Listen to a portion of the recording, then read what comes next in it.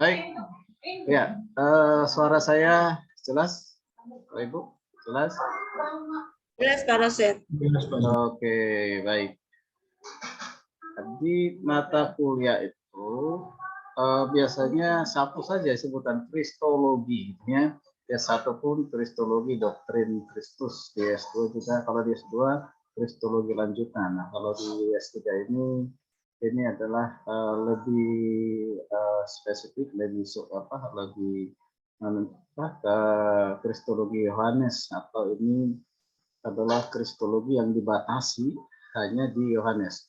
Sekalipun dibatasi dengan Yohanes, ini pasti ini berhubungan dengan juga Injil Sinoptik, ya. Injil Sinoptik juga semua penulis baik itu Matius, Markus, Lukas, ya, juga membahas hal yang sama, yaitu pusatnya Kristus, ya. Hanya membedakan ada penekanan. Kalau di Matius kristologi itu ya, Kristus sebagai Mesias, ya, atau raja. Itu jadi makanya terkenal dengan kerajaan surga dan kerajaan Allah, ya, di Matius. Kemudian beda lagi Markus, ya. Tetap pusatnya sentral pembahasannya adalah Yesus Kristus. Cuma dia penekanan kepada Kristus sebagai hamba, ya, sebagai hamba yang melayani, ya, yang melayani. Yang dilanjutkan dengan Lukas, ya, unik lagi, Lukas ini lebih banyak menekankan ya tentang kemanusiaannya. Karena ada film apa itu namanya, Yesus yang tayang sekarang ini hampir setiap mau Jumat Agung, itu diambil dari versi Injil Lukas, ya, Injil Lukas. Nah, memang Lukas lebih menekankan kepada hadirnya Yesus sebagai manusia. Nah, lalu Yohanes ini, wah, ini lebih luar biasa juga, sama karena memang sama rasul, ya, yang sudah dipersiapkan oleh Yesus atau murid yang sudah dipersiapkan, ya. Keunikan ini terutama berbicara tentang Yesus sebagai Allah dan juga Yesus sebagai anak Allah dan juga anak tunggal Bapa, gitu kan? Ya, dan juga menekankan tentang praekstensi. Praekstensi itu berarti pra sebelum berinkarnasi, ya, sebelum berinkarnasi, yaitu prainkarnasi ataupun sering disebut dengan kekekalan masa lampau.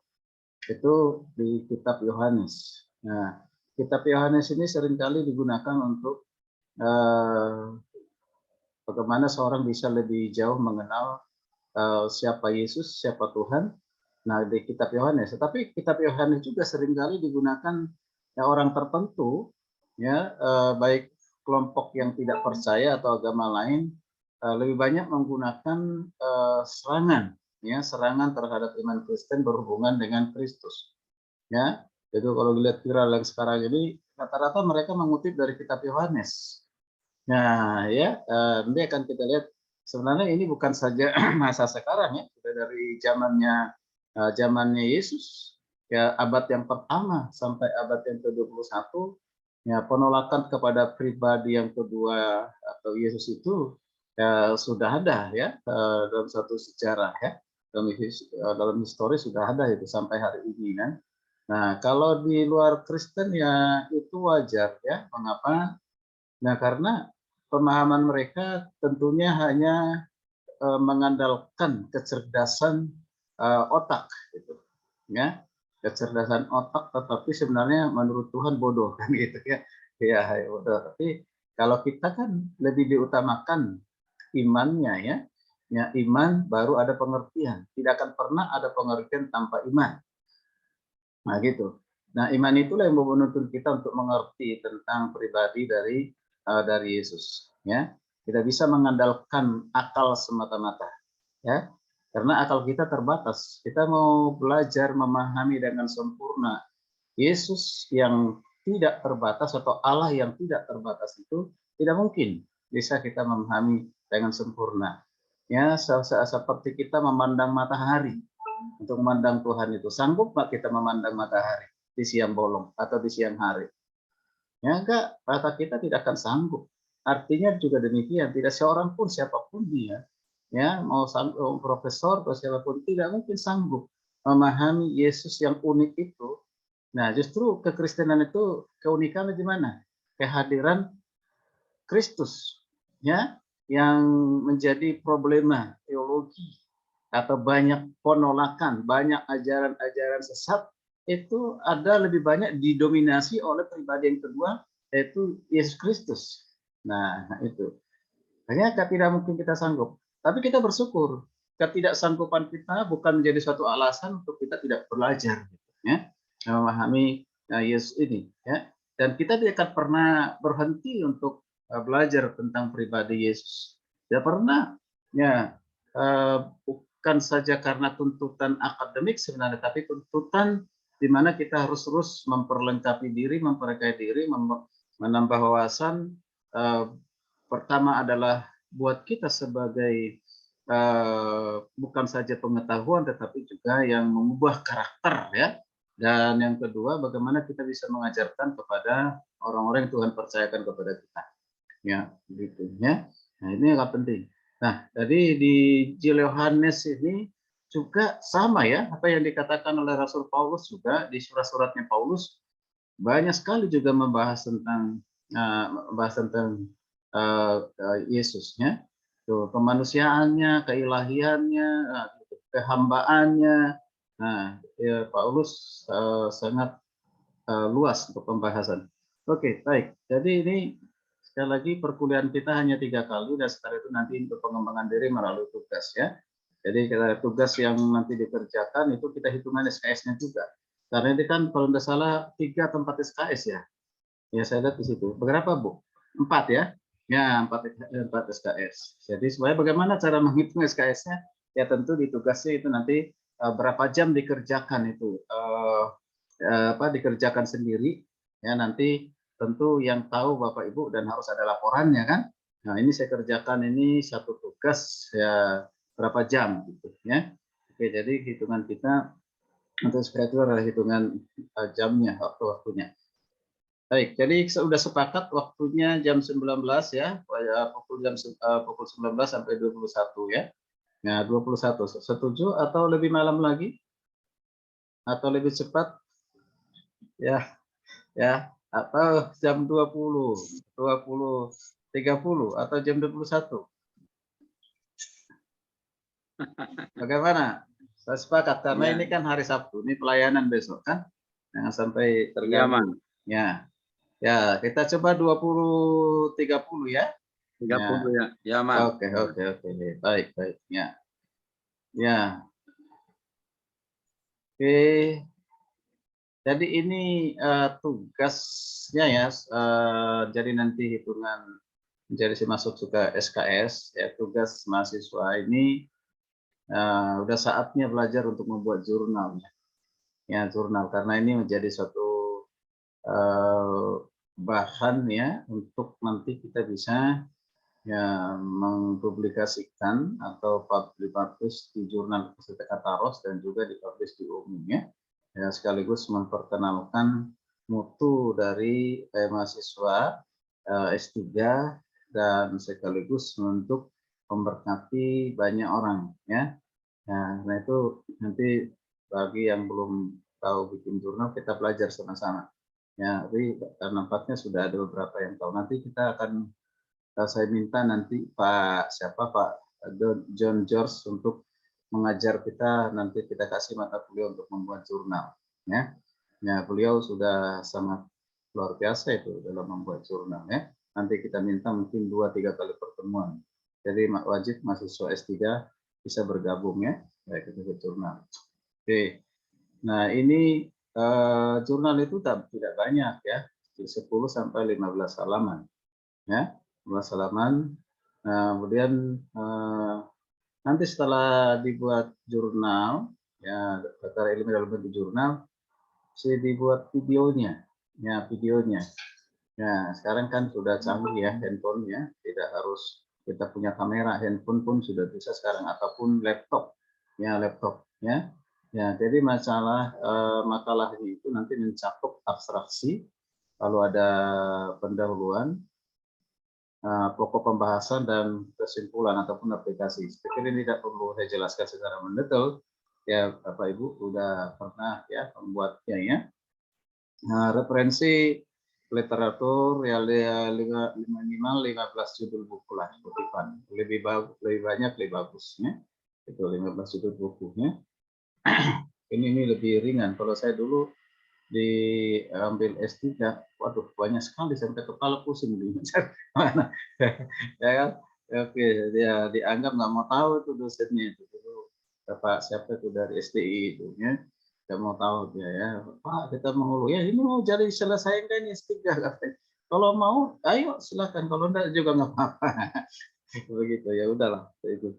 Ya, keempat, hasil jurnal dibuat dalam bentuk PowerPoint dan direkam dalam bentuk video. Ya, silakan apakah divideokan secara Zoom meeting boleh ataupun di pin live dengan langsung video ya dengan durasi nggak usah panjang-panjang ya 7 sampai 10 menit ya 7 sampai 10 menit yang penting pesannya bisa tersampaikan ya bisa tersampaikan ya. Jadi catatan tugas ini adalah bagian dari nilai akhir mata kuliah sekaligus juga hitungan nanti untuk SKS-nya. Tolong pada saat mengerjakan hitung jam ya berapa kali kita kerjakan dan berapa jam sekali mengerjakan ya. Oke, itu kita hitung karena tatap muka kita hanya 3 kali kalau memang tetap sampai jam 20.30 berarti hanya 1,5 jam. 3 kali 1,5 jam itu berapa itu ya jadi itu oke baik ya topik pembahasannya tapi ini intinya ya nanti judulnya tentukan sendiri ya tentukan sendiri ya supaya buat lebih menarik ya misalnya Yesus Kristus penekanannya kepada anak Allah ya Yesus Kristus dan Bapa adalah setara. Kristus adalah Tuhan. Kristus adalah jalan kebenaran dan hidup. Kristus Maha Tahu, Maha Hadir, Maha Kuasa, tidak berubah. Kristus dalam kekekalan praeksistensi. Ya, ini apa namanya? Tema bebas ini. Tapi nanti untuk lebih spesifik silakan dibuat ya. Nah, intinya adalah berarti pembahasan tentang anak Allah, kemudian pembahasan kesetaraan Kristus dengan Bapa, kemudian Kristus adalah Tuhan. Mengapa ini? Karena pengajaran sekarang ini, ajaran-ajaran yang dianggap sumbang keliru, saat itu tidak menerima Yesus sebagai Tuhan karena tidak ada pernyataan langsung ya dari Tuhan Yesus yang mengatakan akulah Tuhan, sembahlah aku. Ya, nah itu tidak ada, ya tidak ada sehingga ini menjadi satu penyebab penolakan terhadap Yesus sebagai Tuhan. Nah itu ya. Oke, nah ini perlu dibahas apa pembuktiannya. Yang Kristus adalah jalan, ini Yohanes 14 ayat yang ke-6, ini kalau digali ini ayat ini sangat mendalam sekali luar biasa. Dan ini di ayat 1 nggak dibahas ya, hal-hal seperti ini. Kemudian sifat yang dimiliki oleh Kristus, dimiliki oleh Bapa, dimiliki Roh Kudus atau sifat ilahi ya, sifat ilahi yang permanen dan tidak dapat ditransfer ya ke oknum lain termasuk kepada manusia. Itu hanya ada pada Allah, hanya ada pada Tuhan, ada pada Tuhan Yesus gitu ya. Nah ini jadi ini perlu dibahas sehingga ini salah satu pembuktian yang kuat ya, yang kuat bahwa Yesus Tuhan karena sifat-sifat pada Bapa ada pada Yesus ya. Kemudian kekekalan Tuhan itu kan kekal ya. Tuhan itu kekal, maka Yesus kekal atau tidak kan gitu ya. Dan kapan Yesus memiliki kekekalan? Tuh. Nah, kekekalan Yesus dengan kekekalan kita manusia ini kan beda. Bedanya di mana? Ya, beda di mana? Kalau kita bersumber, kalau Yesus tidak bersumber, gitu. Itu ya. Jadi kalau kita ini bersumber dari Tuhan, anugerah pemberian dari Tuhan. Tapi kalau kekekalan Yesus kan bukan pemberian, ya bukan satu perpindahan, tetapi memang itu sudah ada pada dirinya di dalam kekekalan masa lampau, kekekalan hari ini dan masa yang akan datang, bahkan selama-lamanya. Ya, oke itu nanti pembahasannya. banyak buku literatur, tapi buku utama kita gunakan buku salah satunya adalah bukunya yang ditulis oleh Pak Willy Paninsolang, yaitu ini Kristologi Kristen. Ya, beliau adalah seorang dosen saya dulu, ya dosen di Biblika dan juga sistematika, menulis buku Kristologi sangat bagus, saya sudah baca. Jadi ini materi yang dulu tahun 93 ya, beliau pernah mengajar saya. Nah, dan setelah saya lihat buku ini, ternyata apa yang diajarkan oleh beliau itu sudah dibuat menjadi satu buku cetak. Yang dulu hanya diktat ya, diktatnya ada juga sama saya ya. Cuma ini sudah jauh lebih lengkap ya. Jadi kalau bisa diusahakan ya, Bapak Ibu punya buku itu harganya 150. Itu nanti belum ongkos kirim, bisa melalui Termanus atau beli sendiri juga bisa sekarang lewat online ya. Oke, ada buku yang bagus ini Teologi Kristen Malang ya, yang ditulis oleh Millar Erickson. Nah, ada dalam bahasa Inggris, ada juga dalam bahasa Indonesia. Kemudian ada Leon Morris, Teologi Perjanjian Baru, Malang, ya, cetakan dari Gandum Mas Malang. Ada bukunya Mengapur Sagala, Kemuliaan Yesus Menyingkapkan Kemuliaan Kristologi Injil Yohanes. Nah, ini buku spesial khusus untuk Injil Yohanes. Ya, kalau yang tadi kan semuanya ya, pembahasan dari semua kitab. Ya, oke. Jadi kalau ini ada bukunya.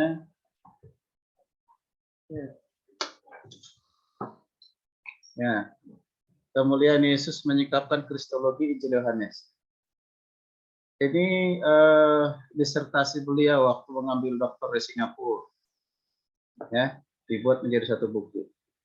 Ya, bagus ya, bisa menjadi referensi pembacaan buat kita untuk kita bahan mengajar ya. Ya, bahan mengajar. Oke. Ada bukunya Lois Berkop, Teologi Sistematika 3. Ini yang ditulis dari Lembaga Reform Injil Indonesia ya. Ini buku-buku yang dipakai oleh Reform. Oke, dan banyak buku yang lain ya, buku yang lain. Yang Teologi Sistematika ini kan itu sudah sangat terkenal, kita tahu ya. Oke, dan Petri ini. Oke, Todi. Baik. Itu ya, buku-buku referensinya cukup banyak, itu yang saya tulis mewakili apa yang saya buat itu karena itu yang saya punya. Ya, itu yang saya punya. Jadi nggak tunjukkan satu-satu. Ya, kadang-kadang ya, ada dosen buat buku segudang tapi sebenarnya nggak punya kan gitu. Ya, dia boleh-boleh saja, tidak masalah ya. Oke, baik.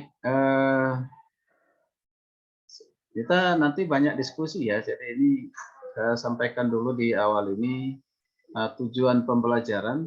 Nah, setiap perkuliahan itu kan ada tujuan pembelajaran ya.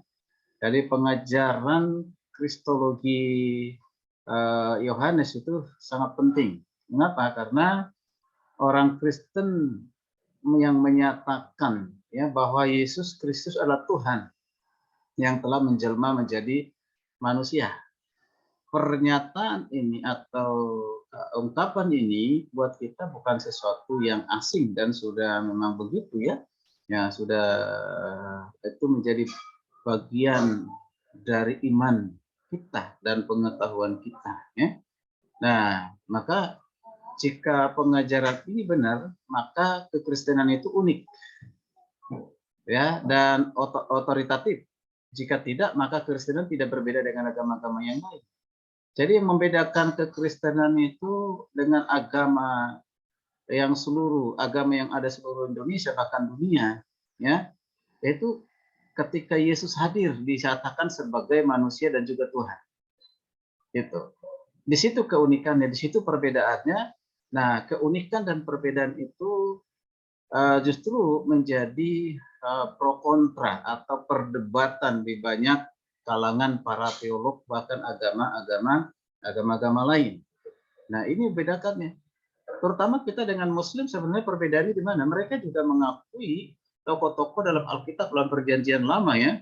Ya, mereka tahu Abraham, Ishak, Yakub, Daud dan yang lain sebagainya. Mereka tahu. Ya. Ya, sekalipun sebutan yang berbeda gitu dengan bahasa Arab gitu ya. Mereka tahu. Ya, bahkan pernah saya dengar ceramah tentang Esther gitu kan. Nah, mereka tahu semuanya. Nah, kemudian percaya kepada Allah yang Esa, ya, Allah yang Esa. Nah, itu. Nah, ketika masuk dalam satu pengajaran tentang kristologi, nah disebut sebagai Tuhan dan manusia. Nah, ini yang terjadi kontroversi ya, penolakan ya terhadap pribadi Yesus. Ya. Nah, jadi ada beda. Jadi kalau masih ada orang Kristen yang mengatakan semua agama sama, nah ini berarti belum memahami Alkitab dengan baik. Ya, di antara jemaat bahkan mungkin juga di antara yang hamba Tuhan masih ada yang mengatakan ya sama, ya samanya di mana dulu kan gitu. Yang sama-sama mengajarkan kebaikan ya, gitu. Ya, sama-sama mengajarkan bahwa surga itu ada, gitu. Nah, sama-sama mengajarkan cara untuk memperoleh suatu keselamatan. Tapi ya, tidak ada agama lain yang mengajarkan bahwa Yesus Tuhan dan dialah satu-satunya jalan keselamatan, gitu kan? Tidak ada kecuali dalam kekristenan ataupun Alkitab itu sendiri. Jadi kekristenan itu merupakan prinsipnya pengalaman pribadi dengan Kristus. Artinya orang Kristen adalah orang secara pribadi telah mengakui dan menerima Yesus sebagai Tuhan dan Juru Selamat. Roma 10 ayat 9 itulah Kristen. Ya, jadi Kristus bukan saja menjadi suatu konsep di dalam kehidupannya atau suatu pengetahuan dalam kehidupannya, tetapi justru itu sudah menyatu di dalam kehidupan dalam arti Kristus itu menjadi sentral, ya diimani di dalam kehidupannya. Dengan apa? Melalui pengakuan Roma 10:9. Seringkali kita kalau penginjilan ataupun menantang orang untuk terima Yesus, kita gunakan ya ini Roma 10:9 ya. Ya, percaya dengan mulut, ya menerima dengan hati, ya dalam hati bahwa Yesus Kristus dia telah mati dan bangkit, maka dia akan diselamatkan. Demikian juga Galatia 2 ayat 20 kan gitu ya. Nah, siapa Kristen itu? Ya, Kristen itu adalah orang yang benar-benar sungguh-sungguh mengakui Yesus Kristus sebagai Tuhan dan Juru Selamat dalam kehidupannya dan dihidupkan. Jadi bukan hanya perkataan, ya ucapan, tetapi itu Kristus benar-benar hidup, ya. Ya, di dalam kehidupannya itulah Kristen. Nah, kalau tidak seperti itu ya hanya beragama Kristen gitu, ya hanya beragama Kristen. Beda beragama Kristen dengan Kristen yang sungguh-sungguh itu tentu beda. Kalau ada dikutip yang sering kita dengar Kristen KTP gitu, Kristen tanpa pertobatan ataupun karena lahir di tengah-tengah keluarga Kristen, ya tengah keluarga Kristen dibesarkan tapi belum mengalami namanya lahir baru, gitu. Ya lahir baru. Oke, baik. Nah, orang menyadari bahwa dirinya sebagai orang Kristen harus memahami dengan baik dan benar siapakah Yesus Kristus. Dan juga memiliki persekutuan yang efektif dengan Tuhan serta ikut bertanggung jawab misi amanat agung Kristus. Jadi, tanggung jawab kita sebagai orang-orang yang sudah dikaruniakan iman ataupun kita sudah dipilih menjadi anak-anaknya, umatnya oleh Kristus, maka kita punya tanggung jawab ya untuk apa? Memberitakan itu, ya memberitakan, mengajarkannya, mengkhotbahkannya kepada orang lain. Karena sampai saat ini di dunia ini masih membutuhkan hal itu dan masih banyak yang membutuhkan hal itu ya untuk yaitu tentang berita Injil ya berita Yesus Kristus. Nah, karena itu kristologi Yohanes yang dipersiapkan untuk apa? Mengungkapkan prinsip ajaran tentang Kristus yang relevan dengan iman Kristen berdasarkan Injil Yohanes. Dan ini sangat relevan. Nah, maka tadi awal saya katakan, sekali kalau orang yang baru terima Yesus, nah, supaya dia bisa bertumbuh pengenalan yang baik dan benar akan Kristus, kita referensikan bacaannya terutama itu Injil Yohanes. Nah, Injil Yohanes itu. Jangan Injil yang lain gitu. Ya, kalau Injil yang lain itu untuk tahap berikutnya untuk tahap pendewasaan. Ya, tahap pendewasaan. Ya, jadi ini kan Yohanes ini luar biasa ya. Apa namanya menjabarkan menjelaskan tentang Yesus itu Dan itu ada latar belakangnya, nanti akan kita lihat ya. Makanya perlu belajar Injil Yohanes ini. Oke. Nah, tujuan mata kuliah Kristologi Yohanes selain memang untuk memenuhi persyaratan akademik, yaitu mencapai program doktor, juga diharapkan untuk menjawab ya permasalahan yang krusial tentang Kristologi yang sedang dihadapi oleh gereja dari masa ke masa, terutama masa kini. Ya, dengan adanya YouTube, adanya Facebook, di sana berbagai macam ya ajaran yang kadang-kala orang tidak bisa membedakan mana yang memang biblical, sistematis atau alkitabiah ya, benar atau salah ya, karena sumbernya sama, yaitu Alkitab gitu, ya. Kalau nggak sumbernya dari Alkitab ya udah jelas pasti kita tolak. Orang Kristen udah pasti tolak, tapi karena sumbernya sama, itu yang sulit membedakan. Yang paling dekat itu adalah mereka yang mengaku Kristen menggunakan Alkitab. Ya, itu yang sulit. Kalau yang lain gampang kan gitu. Kalau udah kitab lain, oh bukan kitab kami kan gitu. Nah ini. Nah, nanti kita akan putar beberapa video karena kita banyak diskusi di sini ya. Beberapa video yang penting untuk kita bisa memberikan tanggapan ya. Oke. Jadi kemudian agar jemaat Tuhan mendapatkan mengalami pertumbuhan rohani ke arah kedewasaan iman dan peningkatan pemahaman yang baik benar tentang Kristus yang adalah pusat iman Kristen atau sering disebut dengan kristosentris ya, kristosentris. Nah, dengan demikian seluruh anggota tubuh Kristus semakin termotivasi untuk memberitakan tentang Yesus Kristus sebagai Tuhan juru selamat kepada dunia. Ya, kedewasaan rohani seseorang itu tergantung kepada setingkat mana dia bisa mengenal, sejauh mana dia mengenal siapa Yesus. Semakin mengenal Yesus akan membawa kepada suatu kedewasaan rohani. Ya, nah itu mengapa? Karena tadi kristosentris, ya pusat kehidupan kita seperti apa yang dikatakan oleh Rasul Paulus, ya, bahwa hidupnya adalah untuk Kristus, ya mati pun adalah keuntungan, kan gitu ya. Ya, jika hidup adalah hidup untuk Kristus, jika mati adalah mati untuk Kristus. Berarti mati dan hidup adalah untuk Kristus. Berarti pusat hidupnya tidak ada yang lain kecuali Kristus. Nah, mengapa bisa terjadi seperti itu? Ya, karena kita udah lihat latar belakang dari Rasul Paulus bukan seorang Kristen, tapi seorang penganiaya, dia seorang teolog Yahudi ataupun yang memahami Taurat saja, ya kan, ahli dalam Taurat, ya. Tapi di sini kita bisa melihat setelah dia dijamah Tuhan, dia bertobat, diubah diubah oleh Tuhan menjadi seorang yang pemberita yang berani tentang pribadi Yesus Kristus ya. Oke, baik. Oke, lanjutkan ya, definisi dan tujuan ya. Kita perhatikan istilah kristologi itu berasal dari dua kata Yunani yaitu Kristos, artinya Kristus ataupun logos yang bisa dengan etimologi pengertian sederhananya ilmu ataupun firman. Jadi kalau kristologi adalah ajaran atau ilmu yang pelajari tentang kepribadian Kristus dan juga sifat-sifatnya. Nah, secara umum, secara keseluruhan Alkitab yang menjadi sumbernya, tapi dalam materi ini, perkuliahan ini kita lebih menyoroti kepada Injil Yohanes, ya Injil Yohanes. Nah, jadi secara etimologi istilah Kristos itu berasal dari kata kerja yaitu krio, yang berarti yaitu mengoles atau mengoles dengan minyak. Nah, ini ada kaitannya dengan diurapi, ya. Nanti ada Mesias yang diurapi, ya. Kata krio, ya. Oke, istilah krios itu kalau dalam Perjanjian Baru atau disebut dengan Septuaginta, terjemahan dari Perjanjian Lama kepada Perjanjian Baru atau Ibrani Yunani, itu dengan kata Masiah, ya Masiah itu.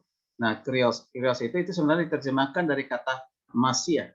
Nah, krios dan Masiah ini memiliki makna dan arti yang sama, tidak ada bedanya, yaitu sama-sama yang diurapi.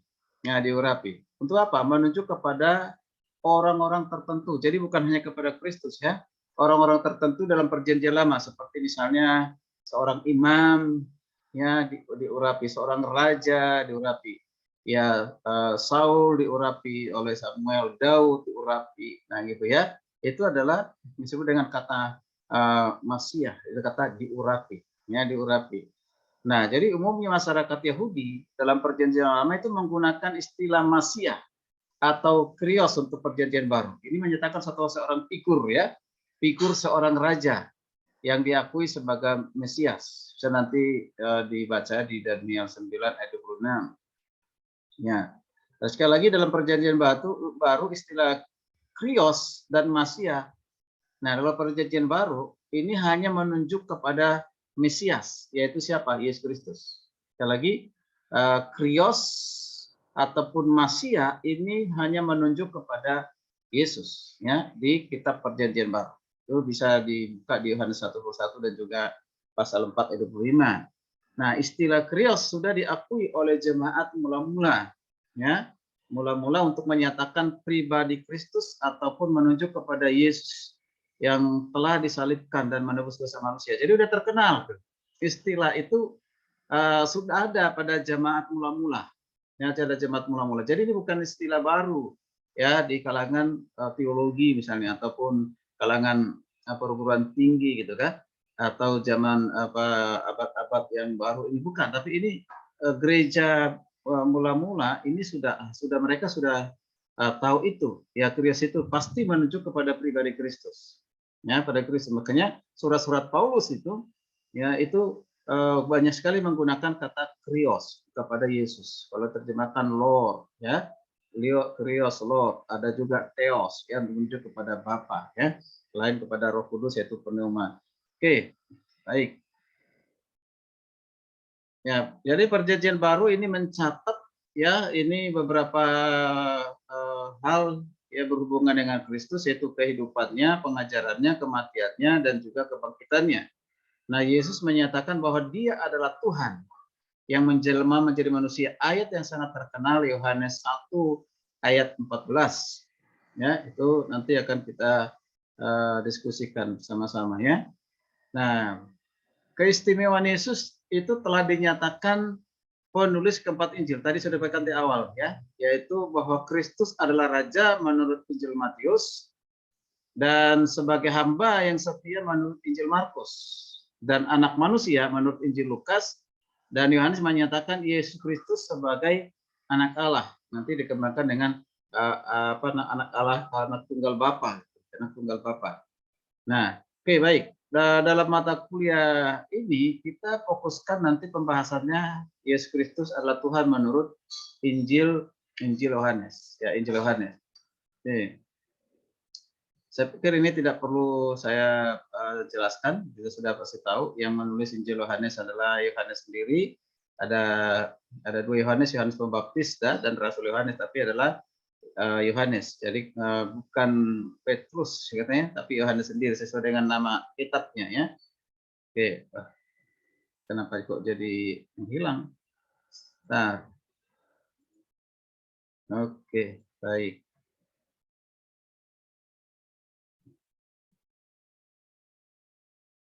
Oke, kali ini perlu kita perhatikan ya, siapa itu Yohanes?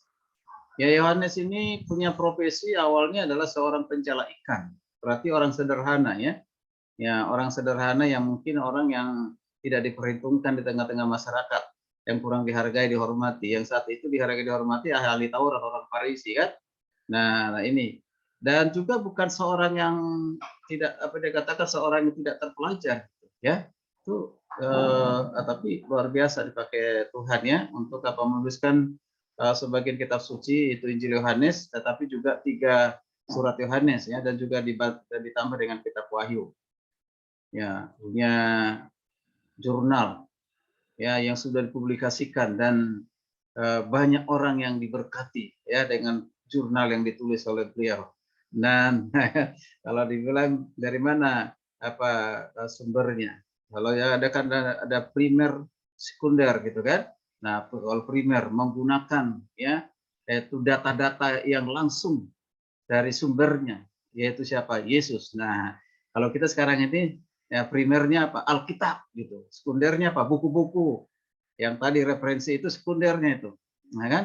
Nah, jadi kita lebih menggunakan primernya ya. Ya, oke. Baik, tujuan Injil Yohanes ini ditulis oleh Rasul Yohanes itu terutama sebenarnya supaya orang percaya bahwa Yesus adalah Allah, Mesias, Kristus dan anak Allah. Dan oleh iman kepada Yesus mereka memperoleh hidup yang kekal. Itu tujuannya. Dan ini yang menjadi kebutuhan utama manusia di dunia ini. Tidak ada yang lain. Ya, ini yang menjadi tujuan utama kebutuhan manusia. Dan ini juga misi utama dari Tuhan Yesus datang ke tengah-tengah dunia. Ya. Oke. Jadi tujuan dan maksud utama dari Injil Yohanes adalah untuk menyatakan bahwa Yesus Kristus adalah Allah, Yesus Kristus adalah anak Allah yang kekal, Yesus Kristus adalah Mesias, dan Yesus Kristus adalah juru selamat yang benar bagi dunia. Berarti ada yang tidak benar. Kalau ada yang benar, ada yang tidak benar. Nah itu ya. Nah itu. Oke. Nah ini kita perlu perhatikan ini kalau dengan memahami Injil Yohanes ini sehingga nanti kita bisa memahami tidak ada anak Allah yang lain selain pada Yesus. Karena sekarang ini ada ajaran yang viral baru-baru ini ya masih di zaman COVID ini saya diviralkan itu, yaitu bahwa ternyata anak tunggal Bapa itu ada 3.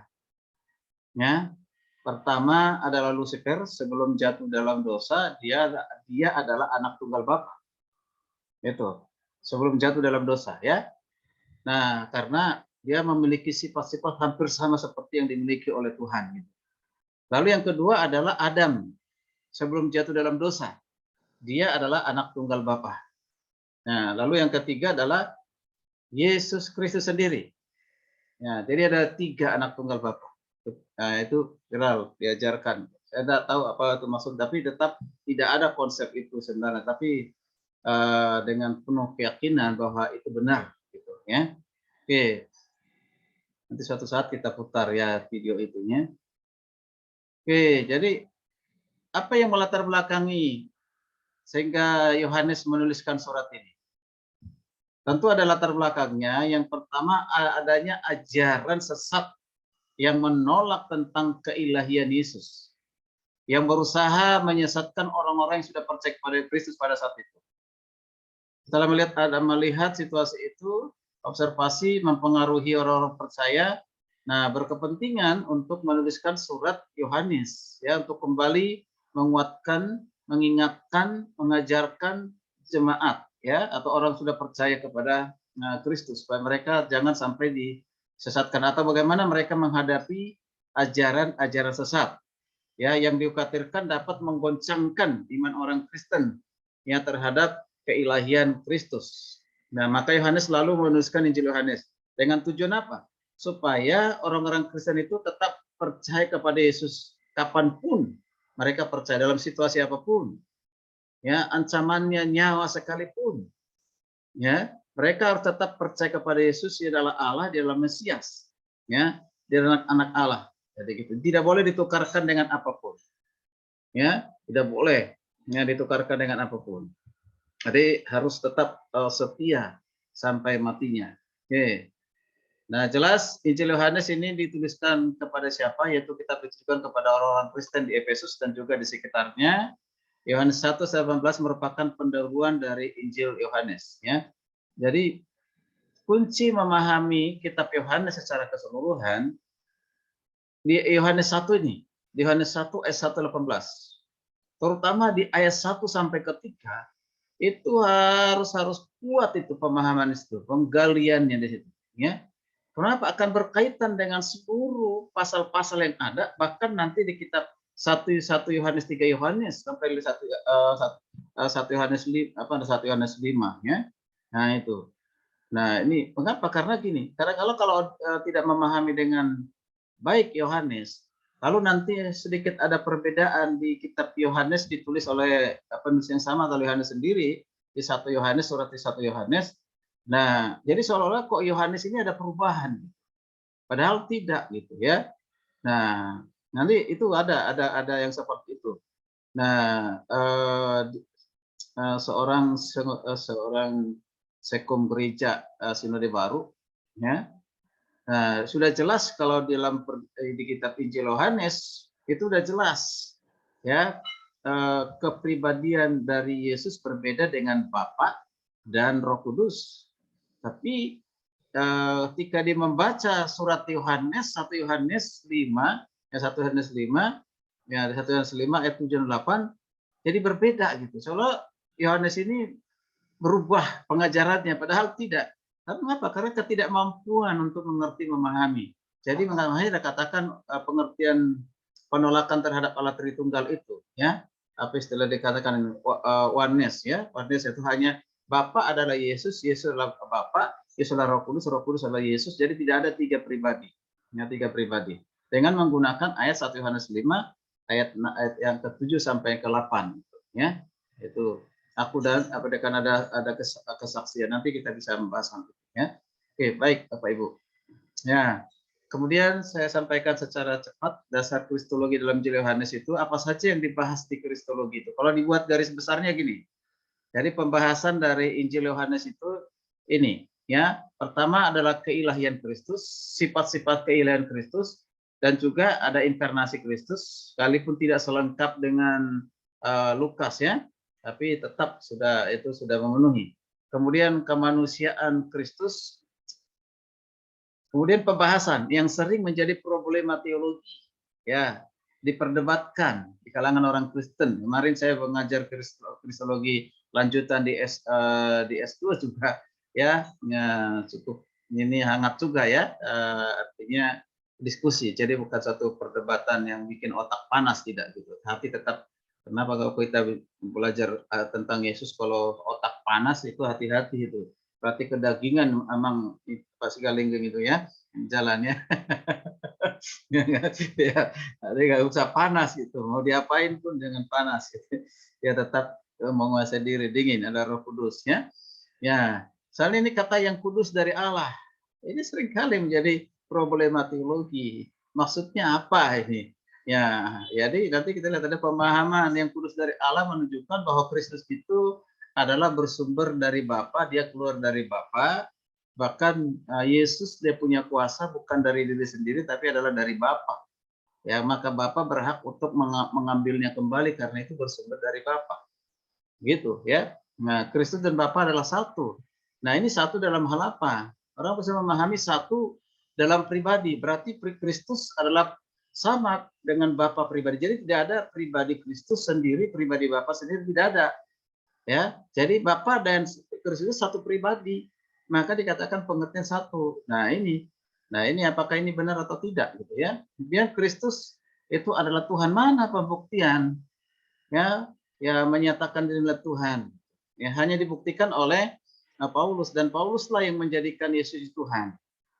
Nah itu sekarang ngajar seperti itu. Bahkan ya orang-orang Kristen sudah disesatkan oleh Rasul Paulus. Ya, yang mengatakan Yesus Tuhan.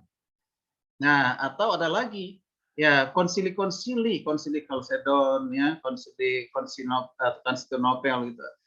Konstantinopel itu adalah pendiri-pendiri ajaran yang menyatakan Yesus Tuhan gitu. Nah itu. Oke, nah, kemudian Kristus adalah Allah. Ya, kemudian logos dalam persepsi Yohanes. Nah, di ego eimi ini nanti ada 1 Yohanes ya, pasal 1 ayat 1 sampai 3 ya. Oke. Kemudian tadi itu mengenai sifat permanen yang tidak dimiliki oleh oknum lain atau pribadi lain ya, omnipresent, omniscience, omnipotent dan juga tidak pernah berubah. Ya, tidak pernah berubah. Itu ada di Injil Yohanes ya. Kemudian ada juga pembahasan problematika doktrin inkarnasi, pengertian inkarnasi, tujuan inkarnasi, ketidakberdosaan Kristus, Yesus adalah ya kudus. Oke, baik. Nah itu pengantar di pendahuluan kristologi Injil Yohanes. Oke, sebelum kita melanjutkan ada beberapa secara singkat ajaran-ajaran sesat tentang diri Kristus ya. Nah, mungkin ada hal yang mau ditanyakan, didiskusikan, Bapak Ibu, silakan. Jika ada, mengenai tugas mungkin atau sudah jelas tugasnya ya? Bertanya ya Pak dosen mengenai tugas. Tugas yang tadi itu berarti kan topiknya kita pilih salah satu ya. Lalu Ya. kita lihat tinjauan teologisnya dari Yohanes gitu ya Pak dosen ya. Ya, Kalau betul. misalnya kita tambahkan ya, misalnya nih kalau kita tambahkan dari perspektif dari agama lain bisa ya Pak dosen ya. Hanya untuk penambahan materi saja. Ya, itu penting Bu, untuk perbandingan. Ya, perbandingan. Jadi justru itu sangat penting sekali untuk nanti menjadi suatu kompas ataupun pengarah kepada kebenaran yang sejati. Ya harus ada perbandingan dari yang keliru, yang sesat, gitu kan, yang salah kan gitu. Bukan berarti kita kita hanya perbandingan bahwa yang kita terima itu kebenaran itu adalah karena berdasarkan Alkitab, terutama dalam Injil Yohanes. Itu bagus Bu ya, silakan. Kalau misalnya selain dibandingkan dengan perspektif dari ajaran agama-agama lain, bisa kita tinjau dari multikultur seperti kerjasama antar agama itu kan ada in, ada X ya Pak dosen ya. Dimana kalau kita tetap X-nya itu kita berkata bahwa Yesus itu adalah satu-satunya jalan keselamatan ya, walaupun kita ada kerjasama dengan agama-agama lain. Kalau ditambahkan seperti itu tidak apa-apa ya Pak dosen ya. Jadi kita lihat perspektifnya dari multikultur. Boleh Bu, itu menjadi satu perbandingan. Tapi kita harus jangan sampai kita ada di tengah-tengah atau abu-abu gitu ya. Ya, harus ada penegasan ya. Penegasan kita ya berdasarkan Alkitab, dalam hal ini Injil Yohanes kan gitu ya. Ya, baik Pak. Baik Pak. Ya. Terima kasih Pak. Ya.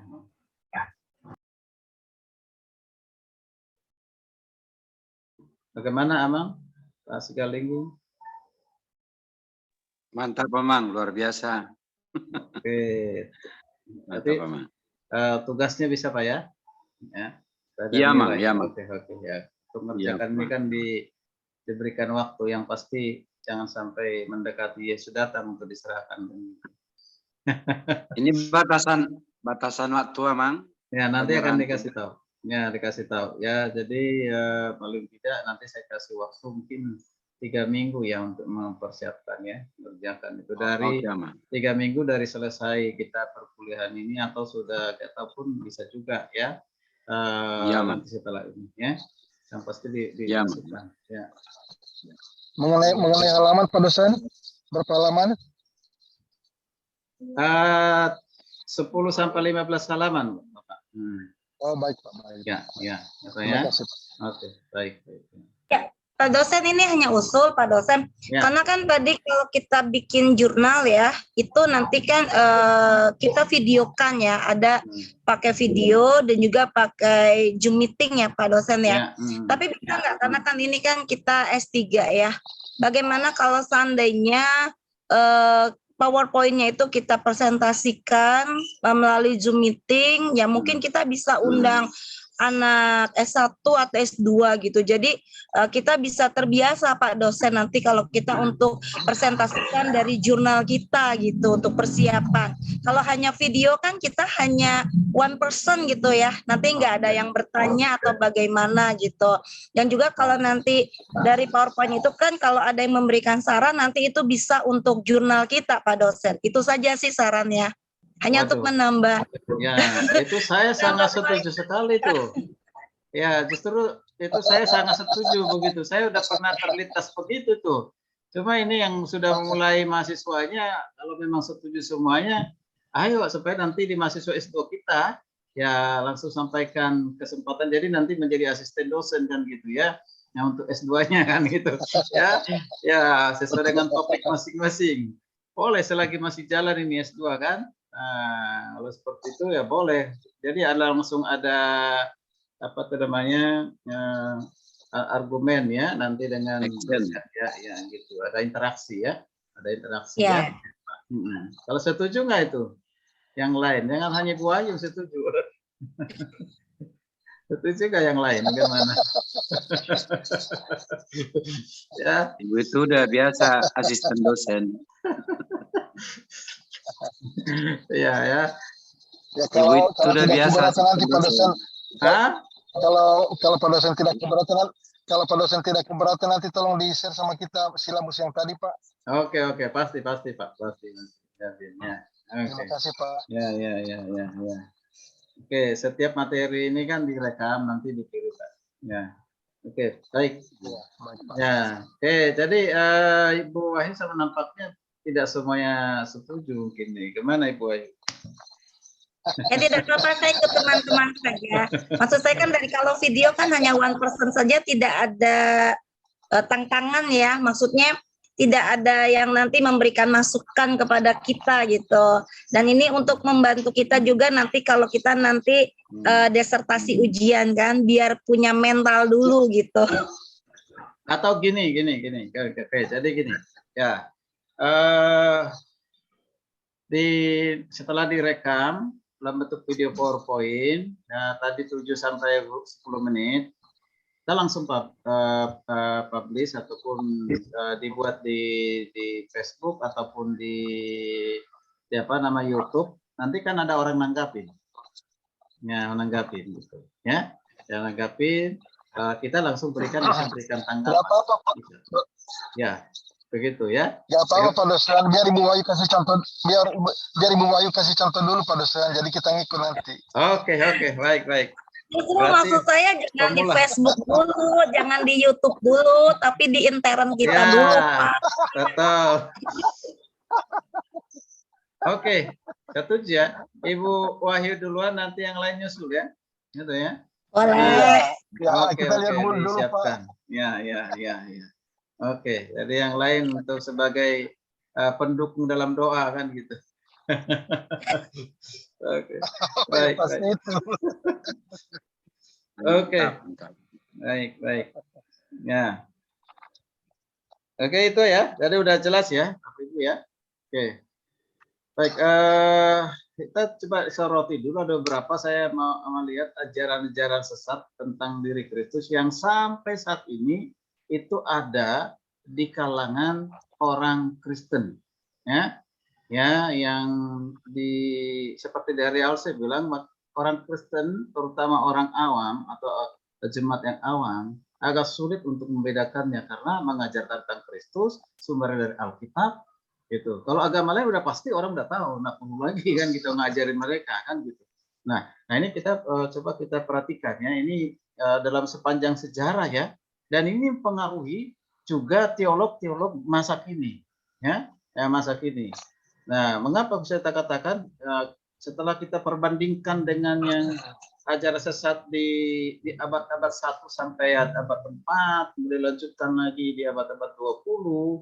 Nah, masa kini ada seperti itu gitu ya. Oke, nanti kita perhatikan. Ya, misalnya ini itu ajaran ya bisa dikatakan bukan hanya keliru ya, bisa dikatakan juga ajaran sesat, yaitu adoption ya, adopsionisme. Itu tokohnya terkenal dengan Paul of Samosata ya. Ialah seorang bishop, yaitu uskup dari Antioquia ya, Antioquia. Nah, apa ajarannya? Ajarannya mengatakan bahwa Kristus adalah manusia biasa. Jadi Kristus adalah manusia biasa yang pada saat dibaptisan. Ada di sini catatannya, ada yang mengatakan bukan pada saat baptisan, tetapi juga setelah kebangkitan Kristus. Dia juga adalah manusia biasa. Nah, lalu dikatakan dia menerima kuasa ilahi itu diangkat suatu posisi ilahi. Pada kapan? Ada pemahaman gini. Dia punya kuasa ilahi setelah dia dibaptis. Baru dia punya kuasa ilahi. Nah, ini dulu saya pernah ada dalam satu grup misionaris, ya, ada beberapa pendeta. Nah, pendeta, sehingga saya harus keluar dari grup itu. Ketika saya sampaikan seluruh rekan, mereka tetap bertahan mengatakan begini, bahwa Yesus punya kuasa, Yesus dapat melakukan mujizat, ya, itu setelah dia dibaptis. Jadi sebelum dia dibaptis, dia tidak punya kuasa ilahi, dia tidak mampu melakukan mujizat. Terbukti dari umur dia lahir 8 tahun sampai 30 tahun dia nggak pernah melakukan mujizat. Nah, ini patokannya di situ. Sehingga mengatakan bahwa kuasa yang ada pada Yesus itu dari Tuhan diberikan pada saat dia dibaptis. Nah, kemudian pada saat dia mati, Yesus mati di kayu salib. Nah, kuasa ilahi itu sudah nggak ada. Lalu nanti dimiliki kembali kuasa ilahi itu setelah dia bangkit dari kematian. Kembali lagi kuasa ilahi itu. Ini mirip-mirip seperti ini. Ya. Nah, itu luar biasa. Jadi ada perkembangan dalam diri Kristus dari manusia biasa menjadi semacam Allah. Ya, jadi bukan betul-betul Allah, tetapi lebih rendah dari Allah. Nah, makanya nanti ada yang pengajaran sebenarnya Yesus itu lebih rendah dari Bapa. Ya, posisinya ada hierarki. Jadi Yesus itu lebih rendah dari Bapa. Jadi tidak bisa dikatakan Yesus dengan Bapa itu setara. Ya, itu ada ajaran. Jadi mirip-mirip. Nah, kalau kita perhatikan lagi ada ajaran Apolinarisme, ya. Itu ajaran ini mendapatkan namanya dari tokohnya, siapa namanya ini? Ya Apolinaris, ya. Narius, ya. Yaitu ajarannya apa? Dia seorang bishop ya di kota Laodikia, Syria. Nah, mempunyai kepercayaan disebut dengan psikologikal, ya. Psikologikal itu atau trikotomi, ya, yang terkenal dengan ada trikotomi, yaitu mempercaya apa, manusia itu terdiri dari tubuh, ya, yaitu disebut dengan soma atau jiwa, psike, dan juga rasional spirit atau disebut dengan roh, ya, yang rasional atau pikiran. Nah, Yunani berarti pneuma atau nous, ya. Nah, jadi itu ya, tubuh, jiwa, dan roh. Nah, tubuh, jiwa, dan roh. Nah, berpendapat bahwa Yesus itu mempunyai tubuh, yaitu disebut dengan soma, dan juga jiwa, psike. Nah, di sini nih persoalannya di sini. Ya, tetapi tidak punya rasional spirit atau tidak punya roh yang rasional. Ya tidak, ya tidak. Jadi dia tidak punya pikiran atau disebut dengan pneuma atau nous. Karena pikirannya adalah dari logos yang bersifat ilahi. Jadi pikiran Yesus itu hanya dikatakan itu logos, jadi bersifat ilahi. Nah, kesimpulannya, jadi Kristus bukan manusia sepenuhnya. Kristus bukan manusia sepenuhnya karena ia tidak mempunyai pikiran manusia. Bayangkan ini, ya. Jadi dia hanya punya logos, tapi tidak punya pikiran manusia. Ini ajaran yang sangat berbahaya, ya.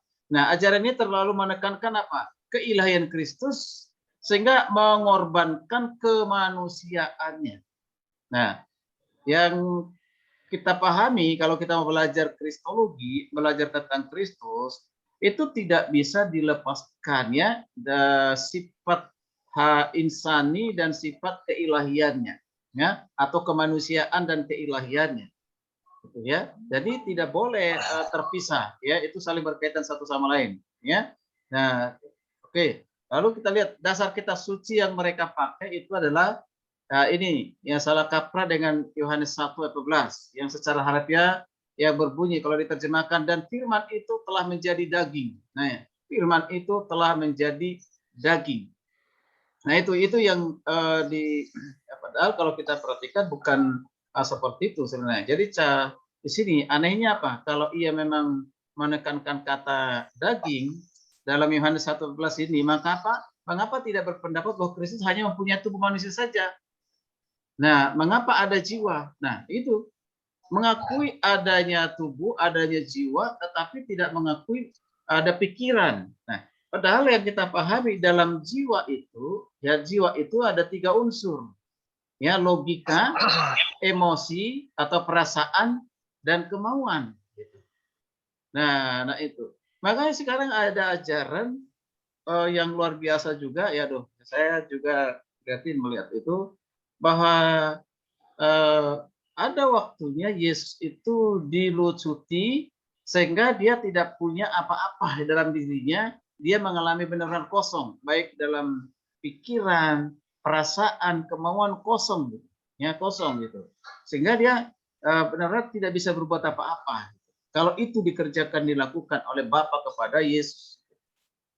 Wow, luar biasa, ya. Nah, ini jalan-jalan seperti ini hati-hati kita. Ya, ini juga mengatakan bahwa daging dalam Yohanes 1:12 itu merupakan suatu, kalau dikatakan siklokde, ya, atau dikatakan gaya, ya, Ya, gaya bahasa di mana yang sebagian mewakili seluruhnya ataupun sebaliknya. Ini menunjuk kepada seluruh hakikat manusia, termasuk jiwa dan rohnya. Nah, ini perlu kita diskusikan nanti ya, bagaimana pandangan Alkitab, ya, pandangan Alkitab, ya.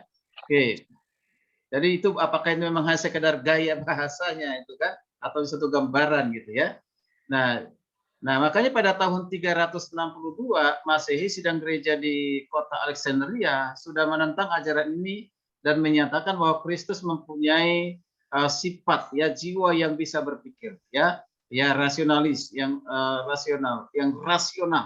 Bahkan kalau bisa dikatakan yang supra rasio ya, supra rasio, di atas dari segala pikiran ya. Nah, itu ya. Jadi itu, dan tidak sama dengan rata-rata pikirannya manusia gitu ya, biasa manusia biasa gitu ya.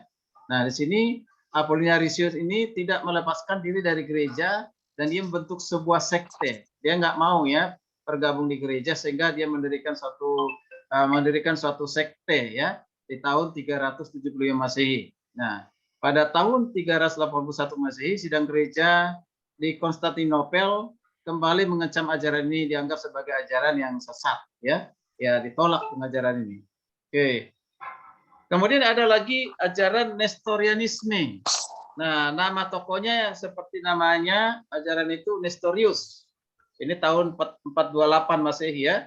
Dia juga bishop di kota Konstantinopel. Nah, itu ajaran ini mengatakan bahwa Kristus sendiri itu dua pribadi. Nah, dua pribadi. Pribadi yang pertama adalah Allah, pribadi yang kedua adalah manusia. Ini harus hati-hati kan, ini dua pribadi Allah dan pribadi manusia. Tetapi Logos menguasai manusia Yesus sepenuhnya sehingga Yesus menginginkan, menghendaki berbicara seperti Allah. Nah, jadi Logos itu mempengaruhi, menguasai kemanusiaan Yesus gitu ya. Nah, jadi Kristus itu disembah bukan karena dia adalah Allah. Ini dia. Kristus disembah bukan karena dia Allah, karena di dalam dia ada Allah. Gitu. Ya kan? Nah, tapi karena Allah ada di dalam dia. Gitu. Jadi berarti seharusnya dia manusia biasa, bukan Tuhan, tapi karena ada sifat kealahan pada dirinya, ya sifat kealahan pada dirinya, melekat pada kemanusiaannya, maka dikatakan dia bukan Tuhan, ya bukan Tuhan, tapi memiliki sifat kealahan, sifat ketuhanan. Nah ini juga mengerikan. Padahal kalau yang kita pahami adalah justru kemanusiaan itu hanya ditambahkan kepada Yesus, bukan mempengaruhi keilahian, mempengaruhi kemanusiaan mempengaruhi keilahian, tidak. Ya, kemanusiaan itu Paulus sudah katakan itu ditambahkan kepada Yesus sebelum dia menjadi manusia, dia sudah ada di dalam suatu kekekalan. Ya, oke. Baik, kemudian kita perhatikan lagi Nestorianisme ini. Nestorius menentang istilah dengan Theotokos atau Bunda Allah dan mengusulkan istilah kalau tadi kita adalah Kristosentris, kalau ini Christotokos, yaitu Bunda Kristus. Untuk apa? Untuk Maria. Karena berpendapat bahwa Maria tidak melahirkan Allah, tetapi hanya melahirkan tempat di mana Allah berdiam. Nah, ya. Jadi ajaran ini juga dikecam oleh sidang gereja di kota Efesus pada tahun 431 Masehi, yang sekaligus mempertahankan istilah Bunda Allah untuk Maria. Nah, Bunda Allah untuk Maria. Nah, ada catatan perlu ditekankan bahwa istilah Bunda Allah itu dipertahankan oleh sidang gereja di Efesus. Ya, bukan untuk meninggikan atau memuliakan Maria, bukan. Ya, bukan. Ya, tetapi untuk apa? Untuk menunjukkan persatuan yang tidak terpisahkan antara hakikat ilahi dan hakikat manusia dalam diri Kristus. Itu tidak bisa dipisahkan. Itu satu kesatuan, ya, dan tidak saling mempengaruhi, mengurangi kualitasnya, ya, atau keilahiannya, ya. Oke, nah ini. Tapi kalau kita perhatikan di sini, jadi kalau setelah itu gereja Roma Katolik pertama menggunakan istilah Bunda Allah. Bunda Allah itu untuk apa? Meninggikan, memuliakan Maria. Maka itu adalah sesuatu yang salah karena kita tahu ya meninggikan Maria, menyembah Maria dan yang lain. Karena ini dilatar belakangi dari pengajaran ini, ya. Tentu ini manusia, Maria itulah manusia biasa seperti kita, tidak layak untuk menerima peninggian ataupun penyembahan seperti layaknya kepada Tuhan. Ya. Maka ini sesuatu yang salah ya, sama sekali tidak dimaksudkan oleh sidang gereja pada ayat 1 Efesus itu ya. Bukan itu maksudnya sidang gereja di Efesus, bukan.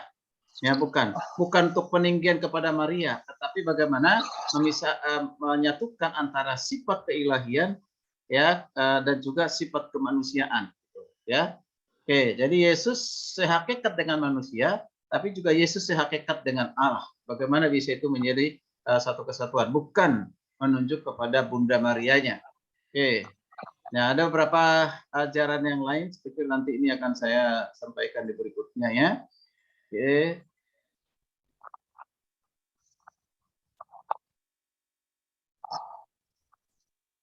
Oke, kita lanjut ke sini. Nah, pentingnya pemahaman kristologi. Setelah kita melihat ada beberapa pemahaman kristologi yang berkembang sampai saat ini dikategorikan atau digolongkan sebagai ajaran sesat, maka penting untuk memahami kristologi dengan baik dan benar, bahwa dalam kristologi ada begitu banyak ajaran sesat yang muncul, menunjukkan apa? Betapa pentingnya pengertian tentang kristologi. Nah, kalau ini bukan suatu yang penting untuk iman kita, ya setan akan menyerang banyak anak Tuhan atau menyerang orang percaya, tadi menggoyahkan ya dengan menggunakan banyak ajaran sesat yang mirip-mirip, bahkan sumbernya dalam kitab. Baru-baru ini viral dengan diheboh-hebohkan sebenarnya ya, yaitu salah satu personil idol ya, itu namanya, nama panggilannya sebenarnya, bukan itu nama lengkapnya, Nania Idol gitu kan. Jadi menjadi sesuatu yang disoroti banyak kalangan YouTuber kan, YouTuber Kristen Muslim ya. Nah ini sudah 13 tahun menjadi orang Kristen, menjadi kesaksian di gereja-gereja, diundang ya, dimanfaatkan oleh pendeta-pendeta tertentu untuk mencari dana dan yang lain supaya banyak pundi-pundi masuk gereja kan gitu. Nah, satu sisi itu mungkin ada baiknya, tapi sisi lain tidak memperhatikan imannya sungguh-sungguh. Nah, itu ya sekarang sudah kembali ya ke agama yang lama. Nah, mengapa itu bisa terjadi? Ya, mengapa itu bisa terjadi? Ya, ada hanya dua kemungkinan. Sesungguhnya belum mengalami lahir baru. Kemungkinan, ya, belum lahir baru. Orang yang sudah lahir baru, sungguh-sungguh lahir baru, kan lahir baru itu kan dikerjakan oleh Tuhan. Ya, bukan dirinya. Ketika Tuhan mengerjakan dia menjadi anaknya, menjadi lahir baru, anak Allah, maka Tuhan berkuasa untuk memelihara, menjaga anak-anaknya. Itu di konsep di kristologi, di soteriologi ya, astrologi. Maka tidak akan pernah meninggalkan Kristus. Maka saya jelaskan, maka kemungkinan dia meninggalkan agama Kristen, bukan meninggalkan Kristus. Ya, kemungkinan. Atau sedang jalan-jalan. Kalau dia sudah benar-benar anak Allah, sedang jalan-jalan, suatu saat dia sadar Tuhan hajar, dia kembali. Tapi kalau dia nggak kembali, matinya sampai di situ, di iman yang sekarang yang dipegang, berarti memang dia bukan pilihan. Ya, kemarin dia datang menjadi orang Kristen 13 tahun hanya wisata rohani, mungkin seperti itu, kan gitu. Ya seperti itu. Orang lahir baru tidak akan pernah itu. Ya, tidak akan pernah. Kita sudah mengatakan itu di Yohanes 10 ayat 27 sampai 29. Ya, sangat jelas di sana ya. Oke. Nah, kalau kita melihat skop ruang lingkup yang lebih luas, maka kita bisa melihat bahwa dalam dunia ini agama yang punya paling banyak alirannya apa sebenarnya? Kristen ya, yang paling banyak ya, aliran agama itu ada di Kristen sendiri. Ya. Baik aliran yang benar maupun aliran yang sesat ada di agama Kristen. Makanya agak sulit untuk membedakan. Nah, semua agama yang lain hanya mempunyai sedikit beberapa aliran. Ya, Muslim tidak terlalu banyak alirannya. Ya, tapi kekristenan mempunyai puluhan, bahkan mungkin juga ada ratusan aliran. Ya, aliran akan bertambah terus kali itu aliran. Ya, oke. Jadi orang sering meninjau hal ini secara negatif dengan menganggap sebagai hal yang jelek. Jadi maksudnya, karena alirannya banyak, maka ini dianggap sesuatu yang jelek, ya, sesuatu yang jelek. Nah, ada buku yang ditulis oleh Yan Aritonang gitu ya, yang berbagai aliran gereja gitu, aliran gereja. Ya, dikupas di sana semua aliran-aliran gereja yang ada ya. Nah, tetapi sebetulnya hal ini bisa ditinjau secara positif. Mengapa? Karena itu dengan menyadari bahwa setan tentu paling senang menyerang ajaran yang benar. Ya, ya, menyerang ajaran yang tentang keselamatan dalam Kristus. Sampai hari ini karena memang dia punya misi kosongkan neraka, ya kosongkan penuhi neraka, kosongkan surga kan gitu. Itu misinya, istilahnya seperti itu, ya. Dia berusaha supaya lebih banyak orang yang memilih ke neraka dan tidak percaya kepada Kristus sehingga memasuki kepada kematian yang kekal, bukan kehidupan yang kekal. Ya. Nah, jadi ini kalau suatu ajaran agama atau adalah salah dan tidak membawa keselamatan, maka setan pun akan menyerang terus. Gitu. Ya, ajaran benar itu justru yang diserang. Kalau ajaran-ajaran yang sudah yang sesat, keliru, ya itu sudah bagiannya tidak perlu diserang, nggak perlu diserang. Ya, nggak perlu lagi itu dipengaruhi orang-orang yang sudah ada seperti itu ya. Kalau udah dalam satu kesesatan dan sudah dikuasai, sudah menjadi miliknya ya. Nah, karena itu ada banyak aliran dan penyesatan dalam kekristenan seharusnya justru membuat kita baik para hamba Tuhan, jemaat sungguh-sungguh dalam mengikut Kristus dan mempelajari kekristenan terus-menerus, tidak pernah berkesudahannya ataupun berakhir. Tidak pernah. Jadi kalau dikatakan kita sedang masuk dalam universitas kehidupan, gitu. Ya universitas kehidupan artinya tidak pernah berhenti belajar, ya. Nah, jadi dengan secara diperhatikan di sini dengan banyaknya ajaran sesat tentang kristologi seharusnya membuat kita juga semakin sungguh-sungguh belajar kristologi dan semakin mengajarkan kristologi itu dengan benar. Dimulai dengan pengajaran benar dan pengajaran benar itu menjadi bagian dari kehidupan kita dan juga yang harus kita ajarkan kepada orang lain. Nah, makanya saya sangat senang mengajar kristologi itu ya seperti itu Bapak Ibu ya. Nah, karena sudah sekaligus mencek keyakinan ya seseorang lagi di mahasiswa D1. Nah, itu masih banyak sekali ternyata di antara mereka yang belum memahami ya dengan baik dan benar menempatkan posisi Kristus dengan benar belum. Ya, ya. Kalau di S2 S3 ini tentu itu sudah beda tentunya ya. Oke, kita hanya tinggal mendalami saja. Oke, baik. Mungkin ada yang diskusi sebelum kita putar video. Putar video lalu kita nanti diskusi Bapak Ibu. Ada? Itu hanya satu pengantar saja untuk ajaran-ajaran sesat. Ada banyak ajaran sesat tapi saya tidak kutip semuanya. Dan itu yang dikutip itu yang masih ada sampai masa kini ya, masih ada. Terutama oneness itu kan pemahaman tentang Allah, penolakan kepada Trinitas itu kan di antara ajaran sesat tadi itu masih ada sekarang ini. Tanya Pak dosen. Ya, silakan Pak Idaman, silakan Pak. Oke. Tentang ajaran sesat dan bidat-bidat itu, kalau di Indonesia kira-kira mereka ada dalam organisasi atau kumpulan apa itu Pak? Sehingga bisa kita antisipasi. Demikian Pak dosen. Baik. Sebenarnya mereka ada di lingkungan gereja loh Pak, di sinode juga kan gitu. Makanya dan ini kita akan putar. Kita akan putar setelah ini ya. Setelah ini ya. Kita putar. Jadi ada berbagai gereja juga, makanya ada juga yang akhirnya dikeluarkan dari sinode kan, membuka sinode sendiri karena dia punya ajaran sendiri kan gitu dan menganggap itu benar. Nah akhirnya dia buka gereja sendiri. Ya udah ini kelompokku yang mempercaya dengan kelompok itu, tapi kalau kalian nggak mau ikut ya udah silakan gitu ya. Oke. Baik, ada Pak, nanti kita putar setelah ini. Ya, ada lagi? Baik Pak dosen. Ya. Pak dosen, saya menanggapi dari Pak Idaman ya. Memang kalau kita Kristen ini alirannya banyak. Tapi kelemahan kita ketika ada sesuatu yang tidak sesuai dengan firman Tuhan ataupun ajaran sesat, kita itu tidak langsung respon. Tidak seperti mereka. Kalau mereka kan langsung respon ya, langsung ditutup, langsung bertindak. Kalau kita kan tidak. Kita seolah-olah membiarkan saja ajaran sesat itu berkembang. Ya. Kemudian dari jangankan aliran yang berbeda, alirannya sendiri tapi beda gereja, itu jadi beda pengajaran. Contohnya seperti persepuluhan ya atau perpuluhan. Ada yang berkata gereja tidak mengajarkan lagi perpuluhan kepada jemaat. Kenapa? Karena di dalam perjanjian baru itu sudah tidak ada.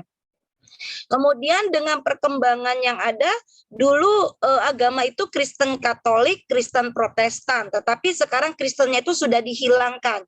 Jadi hanya Katolik, hanya Protestan. Nah, itu pun mereka berkata Katolik beda dengan Protestan, baik dari segi Alkitab dan sebagainya, di mana Katolik itu punya kitab Deuterokanonica Kanonika ya, yang di mana itu sudah ada Alkitab Katolik dijual bebas. Kalau dulu nggak bisa dijual bebas. Kemudian kalau kita lihat dari zamannya Pak Presiden Gus Dur, di mana Saksi Yova, dulu itu Saksi Yova itu sudah disebut dengan ajaran sesat, sudah bidat. Tetapi ketika dia mengajukan untuk masuk di dalam agama, itu sebetulnya Gus Dur menyetujui. Tetapi ketika di PGI atau PGGI itu memang doktrinnya sudah berbeda karena Saksi Yova tidak mengakui bahwa Yesus itu adalah Allah, tetapi hanya mengakui bahwa Yesus itu adalah manusia yang diberikan sifat keilahian. Pada akhirnya dijadikan kepercayaan. Nah, justru ini yang membuka pintu, membuka celah. Pada akhirnya mereka semakin melebarkan sayap. Karena ketika dikategorikan menjadi kepercayaan, mereka bukan menjadi aliran yang sesat lagi. Mereka sudah tidak takut lagi untuk menyebarkan. Nah, itu Pak kelemahan dari kekristenan itu sendiri. Pengkelompokan, di mana Katolik juga tidak mengajarkan yang namanya perpuluhan.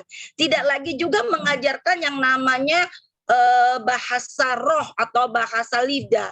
Nah, itu Pak yang pada akhirnya menyebabkan aliran-aliran sesat, pengajaran-pengajaran sesat di kekristenan semakin bertambah dan pada akhirnya mengklaim bahwa ajaran mereka itu benar. Seperti itu Pak dosen. Terima kasih. Oke, makasih Bu Wahyu untuk tambahannya. Jadi gini, memang ya karena negara kita ini kan negara Pancasila, ada ketuhanan yang Maha Esa kan gitu. Jadi harus menampung semua aspirasi kan gitu. Jadi tidak memandang lagi dari kekristenan kecuali PGI, PGLI pasang badan gitu. Kami tidak menerima, tidak kasih rekomendasi gitu kan. Ya nyatanya kan diterima kan gitu ya gitu. Jadi nah makanya kita berdoa buat lembaga-lembaga aras nasional ini ya supaya ada ketegasan mereka menjadi bisa bukan menjadi hakim tapi menjadi pengawas lah kan gitu ya. Ya menjadi pengawas jadi rekomendasikan ke Dirjen Mas Kristen diterima atau tidak kan gitu ya. Nah itu kalau nggak rekomendasikan jangan gitu. Nah bukan hanya itu, baru-baru ini kan kalau di Sumatera sana ada pasti Pelebegu, apa itu Pak Jamsa itu Pelebegu itu udah diterima juga kan, bahkan di KTP pun udah dibuat betul. Apa Pak istilahnya itu? Formalin. Nah formalin, agama formalin. Nah, udah masuk juga. Padahal di situ paling tinggi dia punya okultisme itu hebat tuh di sana itu. Ya, dibilang debata Raja Nabolon apa itu? Ya bukan debata Jadi Nabolon. Raja Nabolon itu bukan Tuhan yang sesungguhnya yang kita percayai kan gitu. Ya. Nah, itu luar biasa. Nah, itu yang kita buat tamang disertasinya. Nah, itu nanti bisa dibagikan itu. Nah, ya, nah ini tidak sekarang ini memang setan iblis itu tidak pernah tinggal diam dan segala cara dilakukan untuk menyebarkan ajarannya dan menolak ajaran yang benar ya kan, ajaran yang benar. Lalu kita nggak mungkin mendemo ataupun menghentikan gitu. Tidak. Justru apa yang kita lakukan? Yang membenahi kita punya jemaat. Ya, benahi diri kita, pagari diri kita dengan pengajaran, lalu kita ajarkan kepada jemaat. Jadi dipagarin mereka dengan ajaran sesat. Kalau ada ajaran ini dari kesesatan itu dipagari supaya mereka tidak terpengaruh dan tidak menjadi anggotanya kan gitu. Kalau ini kuat, akan sedikit kemungkinan mereka akan mengikuti mereka gitu. Nah, sekarang Saksi Yova udah banyak kalau mulai bertobat. Ya, sudah mulai banyak yang sadar itu. Ada berapa yang sudah saya ketemu? Wah, dia bilang, aduh, terus saya di saksi hukum gini masalah, aduh, malah saya kok nggak sejalan dengan Kristen yang lain gitu. Ya, saya kasih tahu begitu, ya. Begitu. Jadi diperkuat. Ya. Baik. Kita putar video dulu ya. Ya, kita putar video. Bisa ya? Sebentar ya. Oke. Atau mungkin kita sudah pernah dengar tapi tak apa, saya coba putar.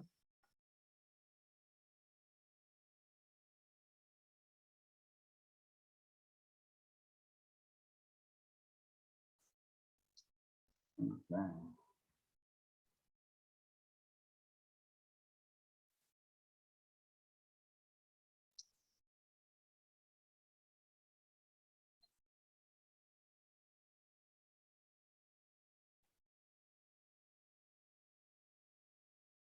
Nah, dia ya.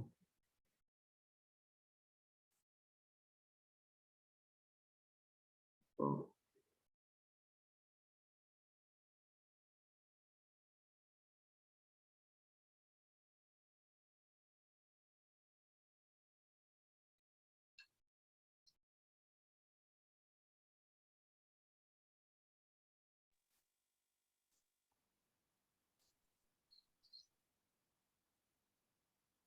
Oke, satu kita putar dulu satu. Nah, bentar.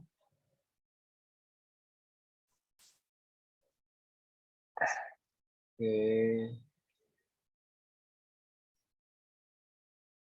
Bentar.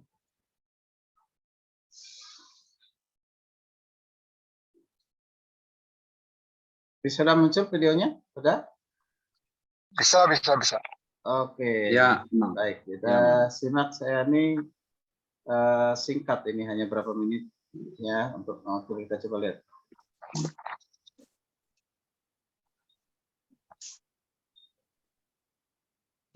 Gak ada suara, Pak.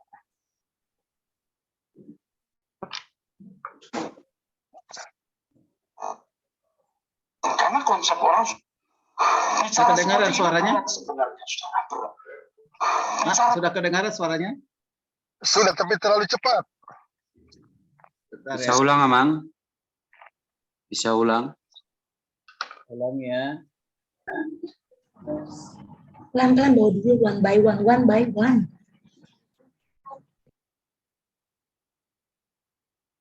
Oke, saya coba tambah suaranya dulu, volumenya. Oke. Nah, ini udah saya full nih suaranya. Seperti ini berat sebenarnya, saudara, berat. Karena konsep orang sudah salah. Konsep orang sudah salah. Kesannya apa yang saya ajarkan ini seperti menurunkan derajat Yesus. Aduh. Kesannya diturunkan.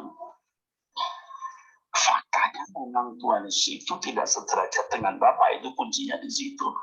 Kalau dikatakan sederajat dengan Bapa, nggak bisa. Yesus berkuasa memberikan nyawanya dan berkuasa mengambilnya kembali. Itu kan diartikan banyak orang dia punya kuasa dari dirinya. Tidak. Dia melepaskan haknya, exousia.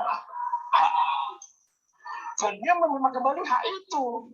Kalau dia taat sampai mati, bahkan mati di kayu salib. Oleh sebab itu harus memahami dengan tepat setiap ayat sesuai dengan konteksnya, baru kita bisa melihat frame atau bingkai yang luas. Tapi kalau Yesus dianggap sejajar, juga punya kuasa, Roh Kudus juga rohnya roh terpisah, kacau. Mengerti, saudara? Nah, cuman sekali lagi, hal ini tidak dijumpai dalam buku-buku manapun, bahkan dalam keputusan konsili. Jadi, kita ini dianggap sudah melawan arus. Secara percaya, bisa diberkati, Anda boleh tepuk tangan. Memang Tuhan Yesus itu tidak sederajat dengan Bapa, itu kuncinya di situ. Faktanya memang Tuhan Yesus itu tidak sederajat dengan Bapa, itu kuncinya di situ. Faktanya memang Tuhan Yesus itu tidak sederajat dengan Bapa, itu kuncinya. Yohanes 5 ayat 30. Yohanes. Oke.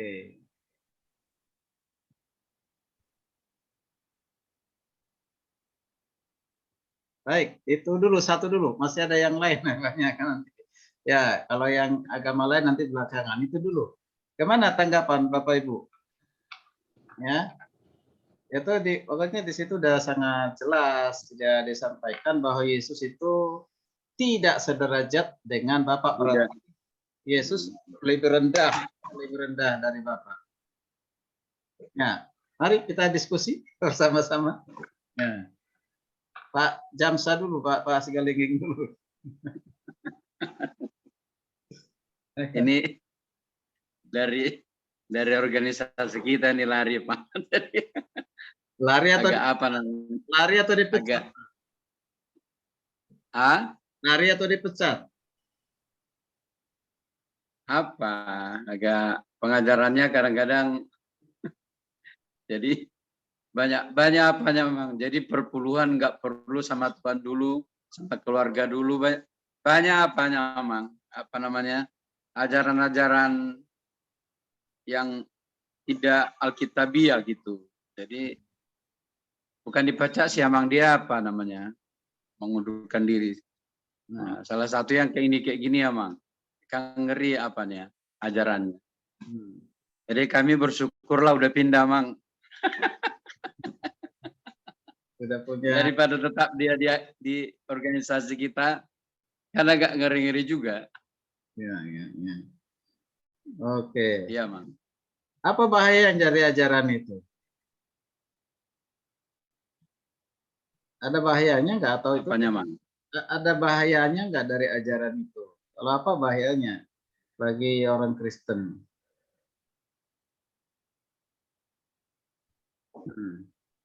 Ya sudah pastilah, Mang. Nanti hamba-hamba Tuhan sama jemaat kan jadi apa namanya? Meragukan ke apalagi malam ini Yesus itu adalah anak Allah kan. Nah, jadi tidak apa namanya? Mengakui nanti meragukan keallahan Yesus Kristus. Aman. Oke. Ya, silakan yang lain Ibu Wahyu. Bagaimana Ibu tanggapan Ibu terhadap video itu? Ya, Pak Erastus, saya juga kenal Pak, karena kebetulan beliau itu dulunya dosen dari Petamburan. Dan saya sempat juga kuliah di Petamburan sampai semester 7. Dan waktu itu tahun 2008 terjadi pergantian rektor Pak. Waktu itu rektornya adalah Bu Girnaida. Dan waktu itu sempat mau terjadi demo karena Pak Erastus itu seolah-olah dengan tanda petik disingkirkan karena waktu itu Pak Erastus yang menjadi rektornya Pak. Tetapi ya dengar-dengar desus ya memang pengajaran Pak Erastus itu agak menyimpang dan memang agak sulit untuk bisa dipahami, dimengerti kata-katanya. Jadi pada akhirnya daripada nanti mengancam daripada pengajaran yang ada, akhirnya Pak Erastus itu tidak dijadikan rektor lagi, tapi digantikan oleh Ibu Girnaida. Nah, kemudian kalau saya lihat dari pengajaran yang tadi ya Pak ya, saya belum mendengar full 100 dari awal sampai akhir pengajaran Pak Erastus mengenai kesetaraan ya, Yesus dikatakan tidak setara dengan Allah. Tetapi kalau kita lihat, kalau orang awam yang menerima atau jemaat yang notabene tidak berteologi ya, atau dengan iman yang hanya sekedar, itu akan mempertanyakan Yesus itu siapa gitu loh. Kalau pada akhirnya derajatnya ternyata di bawahnya Allah, ya berarti Yesus itu siapa. Dan nantinya pada akhirnya akan mempertanyakan ketritunggalan Allah, Allah Bapa, Allah Putra, Allah Roh Kudus, satu pribadi. Nah, yang pada akhirnya itu akan membuka celah bagi agama lain untuk menyerang kita. Terutama dalam ketritunggalan itu kan sebetulnya diserang ya Pak ya. Kalau memang Yesus itu Allah, kenapa Yesus itu bisa mati gitu kan? Nah, dengan pernyataan dari beliau ini ya ini akan lebih membuka peluang, membuka celah dan pada akhirnya akan mempertanyakan Yesus itu. Karena juga di apa di Alkitab juga Yesus kan suka memakai peribahasa anak Allah gitu loh Pak. Jadi lebih diperkuat lagi gitu.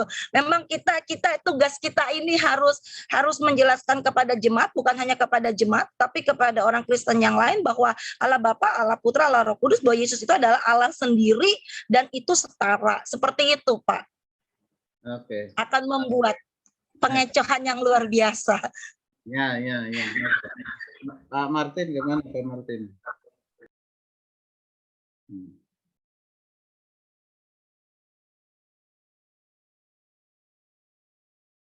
Mana Pak Martin? Tanggapan Pak Martin gimana Pak Martin? Ya, baik Pak. Terima kasih Pak. Ini apa namanya? Memang ajaran-ajaran yang sedikit menyimpang ini, terutama datangnya dari lingkup kekristenan sendiri ya. Karena saya lihat juga ajarannya Pak Erastus ini, sedikit saya mengikuti ajarannya itu sedikit menyimpang. Terutama tadi, memang videonya itu udah pernah saya tonton di YouTube itu. Bahwa intinya bahwa dia mengatakan bahwa Yesus itu tidak setara dengan Allah. Ya. Kalau udah sampai segitu pendapatnya, dia berkata bahwa Yesus tidak setara dengan Allah, saya pikir udah salah juga itu kan. Sehingga, tapi kalau saya lihat juga banyak juga pengikut Bapak ini juga orang-orang hebat juga kan. Tapi saya juga heran kenapa tidak mencoba memberikan pencerahan supaya beliau ini tidak ajarannya itu seakan-akan dibiarkan begitu saja itu. Karena kalau kita perhatikan ini akan membahayakan juga terutama orang-orang yang terutama imannya yang masih ini ya dangkal, pemahamannya tentang Allah itu masih minim, sehingga dengan ajaran yang disampaikan itu bahaya juga. Sehingga dari apa yang disampaikan Pak Erastus ini saya pikir memang harus memang kita bukan menghakimi beliau ya, tapi dari ajaran-ajarannya itu udah sedikit menyimpang dari firman Tuhan, sehingga perlu mempersiapkan jemaat Tuhan supaya jangan sampai mengikuti ajaran-ajaran tersebut, karena ini bahaya sekali itu ya kan? Sehingga kalau seakan-akan terjadi pembiaran, ini bahaya gitu, sehingga nanti orang-orang yang mengikuti itu seperti apa, saya juga ragu juga gitu ya kan. Mungkin itu saja dari saya Pak. Terima kasih. Sebelum saya melanjutkan, mungkin Pak Idaman barangkali kemana Pak tadi? Baik, Pak. Jelas nggak? Jelas. Jadi saya sih berharap Pendeta Erastus ketika mengucapkan itu bukan di luar kesadarannya dan merupakan keselip aja itu. Keselip. Jadi terlalu semangat sehingga overconfident kalau dalam bahasa Inggris Pak. Jadi dia tidak lagi mencerna, menfilter apa yang dia lakukan. Tetapi kalaupun itu dengan sadar dia ucapkan, maka ada dua pandangan saya di situ. Pertama, bahwa dia tidak mengakui ketritunggalan Allah seperti yang Ibu Wahyu katakan tadi. Kedua, dia melihat bahwa Allah anak itu secara fisik, sama seperti paham dari saudara sepupu kita, bahwa mereka melihat Yesus itu sebagai fisik manusia, bukan keilahiannya. Buktinya mereka mengatakan bahwa kalau Allah itu kenapa harus lahir dari seorang perempuan, lahir dari seorang gadis yang tidak punya suami, dan lain sebagainya. Jadi menurut saya, apapun omongan Erastus, Pendeta Erastus, ya kembali kepada iman kita, apakah itu kita percaya atau tidak. Seperti itu Pak Dosen, terima kasih. Baik, makasih. Baik, jadi kita tidak mau menyerang Erastusnya, tetapi kita menyikapi pengajarannya demi kepentingan kita dan kepentingan jemaat, gitu ya. Nah, kalau beliau punya pemahaman dan anggotanya seperti itu, ya biarkanlah di kelompok itu, gitu ya. Di kelompok kita nggak boleh menyebar, atau orang-orang sekitar kita. Terus terang aja, ini saya sudah tonton secara lengkap, itu bukan hanya sedikit membahayakan, sangat membahayakan, ya sangat membahayakan sekali. Ya, nanti kalau udah dilengkapi dan itu ditulis dalam bukunya loh. Ya, saya kan punya bukunya, ya. Ya, bukunya itu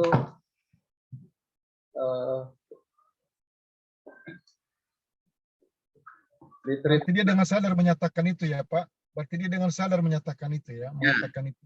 Kalau berarti kalau dia sadar di buku ini ada itu dan di sini ada, ya. Nah, bukunya ada lagi di bukunya yang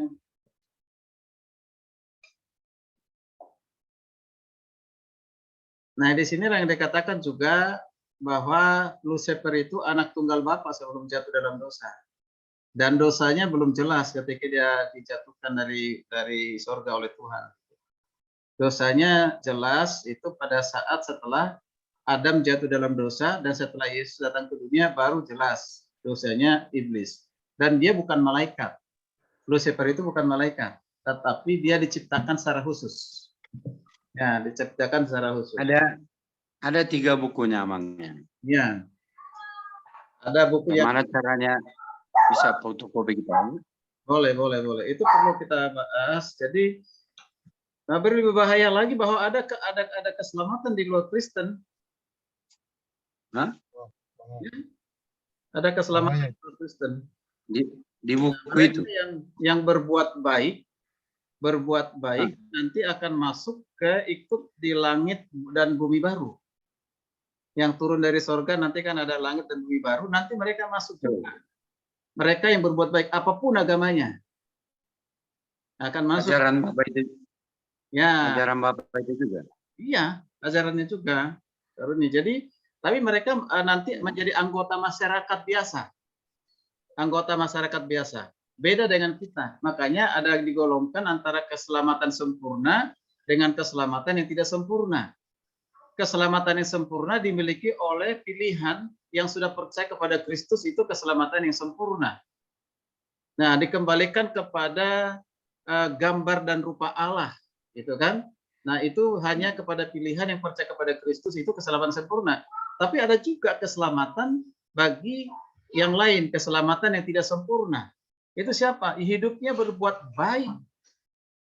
Ya, apapun agamanya, dia berbuat baik, dia tetap masuk ke langit dan bumi baru, tetapi mereka bukan warga kerajaan nomor 1.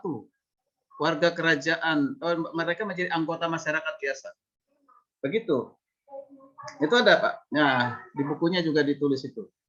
Nah ini luar biasa. Ini bukan hanya sedikit bahaya, kalau menurut saya sih bahaya. Maka tadi ketika diajak orang tepuk tangan, ya orang-orang yang tepuk tangan ini sebenarnya ya mereka karena mengerti menerima atau karena itu satu karena unsur pimpinan ya. Nah itu ya. Jadi ini memang sekarang orang mau ikut. Dia punya masa kan karena memang dulu udah pemimpin besar sebelum di gereja yang sekarang. Iya. Ya kan yang bergabung pun ke situ adalah banyakkan ex-GBI. Ya, yang dianggap menjadi kelompoknya, bukan yang baru. Cek aja ada yang baru nggak? Nggak ada. Itu orang-orang lama itu. Yang hebat itu gereja adalah ketika jemaatnya dari agama lain menjadi orang percaya, diterima Yesus, dibaptis, itu baru hebat. Baru hebat. Betul kan? Ya, gitu. Kalau itu jadi perpindahan dengan satu sinode baru, dan itu ya kalau kita punya kuat dana besar, Ibu Wahyu, bisa kita buat sinode baru. Kita kumpulin aja, ya kan, kita undangin, kasih duit dan segala gitu. Tapi itu bukan itu tuh, kan gitu ya. Nah, saya yakin suatu saat kalau kita berdoa lah ya sebelum itu Pak Erastus bisa mengubah pikir di pengajaran, memang udah disoroti, sudah dikasih tahu banyak orang, tapi tetap keras beliau. Ya, nah dan sudah membatasi dan tidak mau berdialog dengan siapapun. Beliau udah bilang begitu. Dan tidak mau berdialog kepada siapapun, dan itu sudah pengajaran yang kapanpun dia harus pegang beliau, kan gitu. Ya. Nah ini jadi ini sebenarnya di latar belakangnya dari apa? Pemahaman yang kurang tepat, benar, biblikal, sistematis tentang Tritunggal. Mengajar tentang Tritunggal sesungguhnya Dwitunggal di dalamnya. Gitu. Mengapa saya Amang Pendeta itu menciptakan lagu Yesus Tuhan setara dengan Bapa? Karena setelah membaca buku ini, tujuan saya kepada jemaat. Sekalipun ada yang menyerang saya, wah ini untuk menyerang pimpinan kami ya katanya. Saya nggak usah dikomenin begitu. Ya kan gitu ya. Ada yang begitu ngomong gitu ke saya, kelompoknya dia. Saya nggak usah komenin, ya nggak buat apa gitu. Ya. Nanti ya kita bahkan bahas itu nanti di minggu depan ya, yaitu untuk menyikapi ajaran tadi. Dan itu tidak ada bedanya dengan saksi Yehova. Ya, tidak ada bedanya. Ya, jangan dikatakan mirip, tidak ada bedanya. Ya, tapi sekalipun beliau tidak mengaku sebagai saksi Yehova. Oke. Nah, kesetaraan itu sangat-sangat jelas di dalam Alkitab, Yesus dengan Bapa. Ini kan karena menganggap kuasa keilahian Yesus itu berasal dari Bapa. Ya, berasal dari Bapa, di pemberian Bapa. Jadi proses perpindahan dari Bapa kepada Yesus. Ya gitu ya. Nah, makanya Bapa berhak untuk mengambilnya kapanpun. Bahkan itu ditulis, Bapa berhak untuk mengambil kuasa ilahi yang dimiliki oleh Yesus sehingga Yesus benar-benar kosong. Ya, kosong, tidak punya apa-apa. Itu, tidak punya apa-apa gitu, ya. Nah, bahkan istilah lebih ini lagi dikatakan lebih ini lagi kata yang digunakan itu setelah dibunuh oleh Bapa. Padahal tidak ada konsep dibunuh oleh Bapa dalam Alkitab, ya, tapi dengan kerelaan hatinya menyerahkan diri untuk mati dan tidak dipaksa, bukan karena dieksekusi dipaksa, bukan gitu ya, tapi dengan kerelaan hatinya gitu ya. Jadi ini nanti minggu depan karena waktu kita sudah jam 9, hari Minggu nanti kita akan tanggapi dan juga hal ini saya sudah tanggapi juga sebenarnya di video ya di YouTube yang saya buat ya. Baik, terima kasih untuk pendapatnya. Nanti masih ada video-video yang lain, jadi kita banyak diskusi di S3 ini ya. Oke, cukup dulu sampai di sini ya. Saya pun besok jam 6 mesti pelayanan ke Grogol. Jauh lagi ke Grogol sana. Ada pelayanan jam 8, jam 6 harus berangkat. Baik, makasih. Terima kasih, Om. Ya, minta tolong Pak Sigaling tutup kita dalam doa. Satu. Ya, mari kita berdoa. Luar biasa firman pelajaran Injil Yohanes yang kami terima dari Amang dosen kami. Tuhan, betapa banyaknya tugas yang harus kami lakukan ke depan. Begitu banyak penyimpangan penyesatan. Pakailah kami lewat kuliah S3 kami ini. Berkati Amang dosen kami, Ibu semua terutama Ustadz Kataros, Tuhan memberkati. Pakai lembaga ini jadi alat yang luar biasa. Rekan semua S3 yang bisa ikut, Tuhan Yesus memberkati. Berkati pelayanan kami besok di berbagai tempat ya Tuhan. Kami menutup pelajaran kuliah kami pada malam ini. Dalam nama Tuhan Yesus kami bersyukur. Haleluya.